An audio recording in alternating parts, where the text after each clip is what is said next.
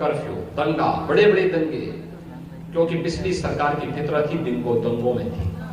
वे दंगाइयों को प्रश्रय देती थी, वे दंगाइयों को हर प्रकार से प्रश्रय देकर के आगे बढ़ाने का कार्य करते थे। राजा के लिए एक बड़ी प्रजा के साथ आती है बड़ी जिम्मेदारी। ठीक वैसे ही देश के सबसे बड़े प्रदेश के मुखिया के लिए भी एक बड़ी जिम्मेदारी आती है। प्रदेश की रक्षा करना, लोगों को किसी भी तरीके की कोई भी तकलीफ ना होने देना, वगैरह वगैरह।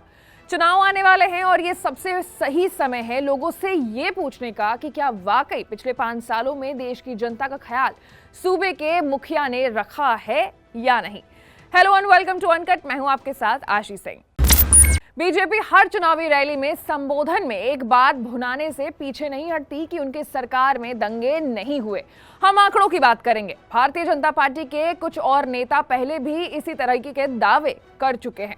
नेशनल क्राइम रिकॉर्ड ब्यूरो यानी एनसीआरबी के ऑफिशियल डेटा के अकॉर्डिंग कुल दंगों के साथ ही सांप्रदायिक दंगों के बारे में भी बताया गया है।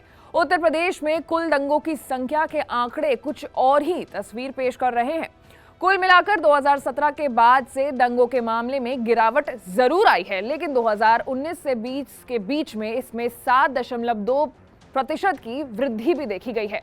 राज्य महाराष्ट्र और बिहार समेत उन शीर्ष 5 राज्यों में शामिल हो गया है जिन्होंने सबसे ज्यादा अधिक दंगे की रिपोर्ट है। बीजेपी के राज्य की सत्ता में आने से पहले 2016 में राज्य में 8016 दंगे रिपोर्ट किए गए थे। उसके बाद साल 2017 में ये संख्या 8900 हो गई, साल 2018 में 8908 और साल 2020 में 6126 थी।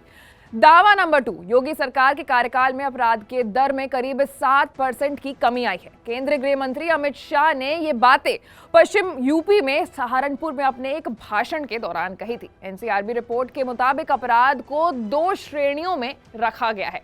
एक वो जो जातीय दंड संहिता यानी आईपीसी के तहत आते हैं और दूसरे जो स्पेशल लॉ या स्थानीय कानून यानी कि एसएलएल के तहत आते हैं।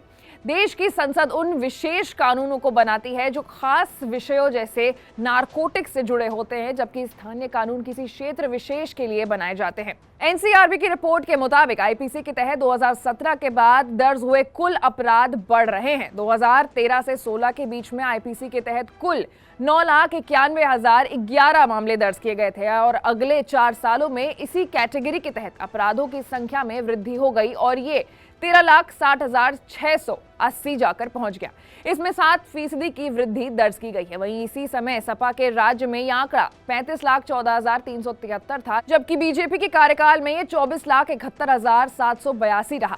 तो बीजेपी के शासन में ये 7% कम हुआ है। ये देश की सबसे अधिक आबादी वाला राज्य है और ये सबसे अधिक अपराध दर वाला राज्य भी बन चुका है। 2020 में कुल दर्ज किए आपराधिक मामलों की संख्या में ये 3रे स्थान पर है। तो जैसा कि मैंने वीडियो की शुरुआत में कहा था कि चुनाव के समय में ये सवाल पूछना जरूरी हो जाता है कि क्या प्रदेश के मुखिया ने जनता के लिए काम किया है, उनको किसी भी चीज की तकलीफ होने दी है या नहीं, ये बिल्कुल लाजमी हो जाता है। तो आप अपना जवाब हमें कमेंट सेक्शन में कमेंट करके बता सकते हैं और ऐसे ही बड़े खबरों के लिए, विश्लेषण के लिए आपको अनकट को लाइक, सब्सक्राइब और शेयर करना होगा।